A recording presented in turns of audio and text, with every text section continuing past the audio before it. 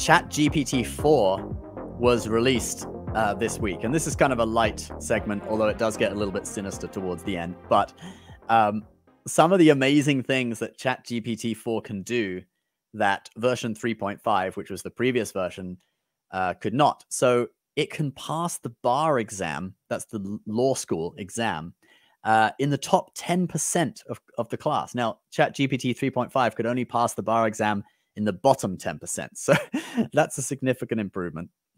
It can analyze pictures. So you can upload a picture of what you want a website to look like.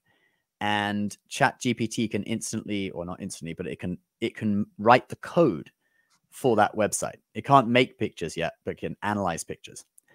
It has accuracy across 26 languages, although it performs best in Romance and Germanic languages. It can respond with up to 25,000 words. Previously, it was limited to 4,000 words. And this is a cool one. It can generate a lawsuit in one click. Which is kind of funny. And they were talking about using it. So like, you know, those robocalls, if you've opted out of robocalls and one calls you, you can even have your phone to automatically generate a lawsuit when the robocall comes through, and then it gets filed and the person gets sued. I don't know. That was one proposed use that I was reading about. Well, that's definitely pretty crazy. My son, he said to me, I think it was yesterday, he was like, you know, I can have Chat GPT now write an essay for me in English and tell him what age I am, and it will give me an age relative essay so that I can get by in school. And he was, and my teachers tried to tell me that they have a system to check for it. I guarantee they don't, not this one. No, it's the versions are upgrading so fast that I don't think they can keep up. Yeah, no, there's no way. So I told him to try it. You know, I was like, here, do it. It's an experiment. Do an experiment. See if it works.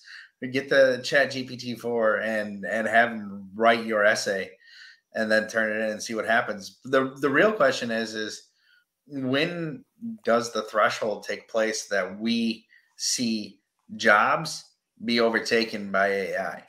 That's what I'm waiting for, is like, so now society has really been introduced to it on a larger single user phase. Before we had like Siri and Hey Google and things like that. That's AI, right?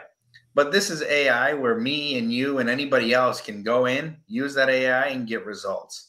So now if we're allowed to use it and we're getting results from it, when does AI become a mainstay for a company doing R&D, or a company that has to put together reports? So like a company that needs to transfer college degrees to the United States for workers, you know, so there's lots of different law firms that physically have to write these petitions to the government when they get the visas. Oh, okay. Well, yeah. So when do those visas now and those petitions get written by ChatGPT? That's the first job to go. That would be easy. And anyone who writes, I mean, I imagine a lot of legal jobs, the lower level. I was listening to something on this on Business News, Fox Business the other day. Actually, they were saying that like, the legal jobs, because these things can write a lawsuit in one click also. Right. So a lot of the lower level legal clerks and stuff, their jobs would be gone. But the person was making the point that actually those people would actually just move up faster and become regular lawyers, you know, from the beginning, or they would become people who manage inputting things to ChatGPT to create these things and checking them rather than actually writing these things themselves. I think probably it will cause disruption in the short term, but it will, you know, things will even out, right? It's like the whole thing with the Luddites when they brought in machines. You know this story, right? I think it's in the Industrial Revolution in England. And the Luddites went and destroyed the machines in the factory because they were taking their jobs. And they had short-term pain, but actually in the long run, you know, people still have jobs. We've had technological advancements at every stage. It causes job losses in the short run, but then new jobs associated with it will spring up later on. So it's, but surely it will definitely cause a lot of disruption. Well, the question is the trust that a human has with the AI. So if you trust that the AI is doing it accurately, then why are you going to pay somebody to check it? And that's the disturbing thing. So yeah, Dom, do you want to pull up the Elon Musk? I want to show this video clip. Elon Musk disagreeing with Jack Ma on the danger of AI. Jack Ma is a Chinese billionaire. He's a bit of an idiot, to be honest. Like Alibaba, yeah. Alibaba, yeah. And actually, the title of one of these videos of Elon Musk, his meeting with him, was Elon Musk realizing that Jack Ma is an idiot, because Elon Musk makes so many sort of like snarky like comments and weird expressions during this interview. It's kind of funny. Yeah, well, you wonder if Jack Ma was just somebody that they turned around and said, "Guess what? You're going to be one of the wealthiest people in China. Enjoy the ride." It is possible, because he doesn't seem that intelligent, whereas Elon Musk really does seem like a genius, or probably an alien. I mean, that's up for discussion, right?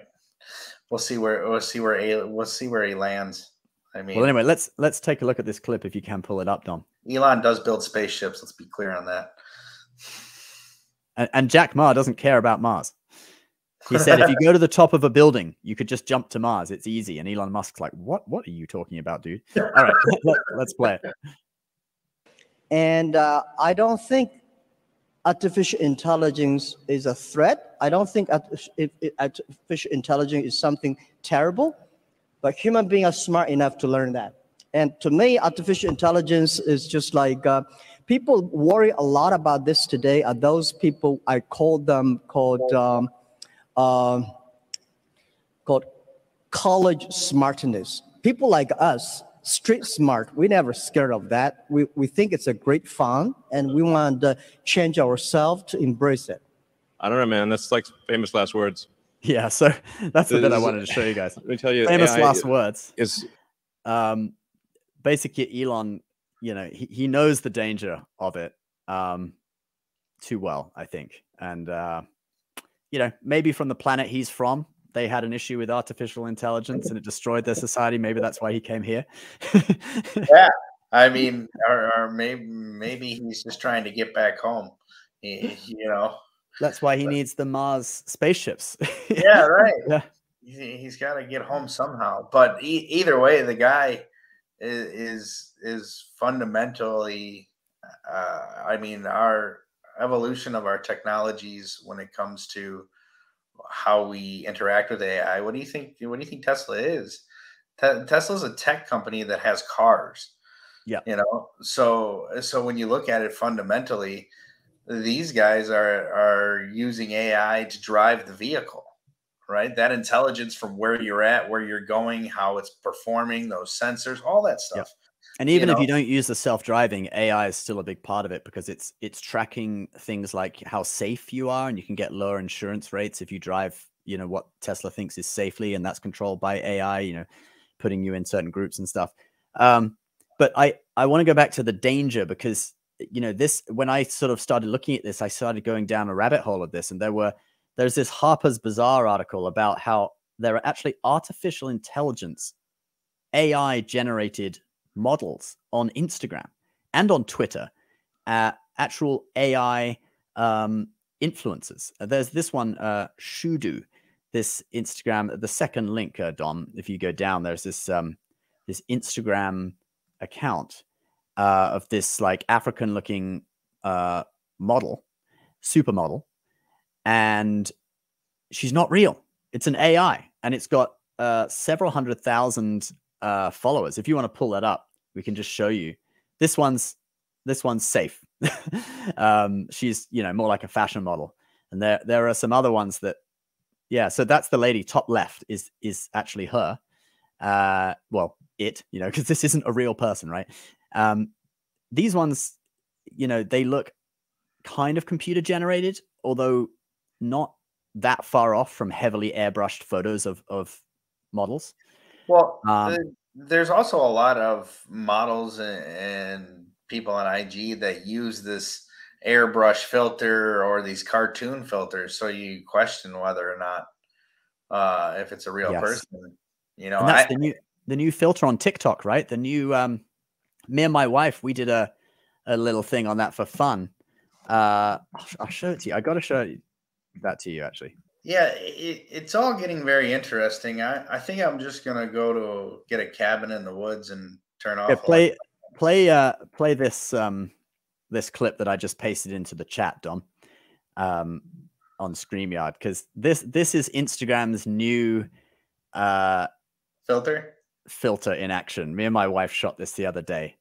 She was wearing no makeup, and this filter just does it as if you've got a full face of makeup, and it is flawless. It is scarily flawless. You'll see the difference. You can check it out. Yeah, play it. And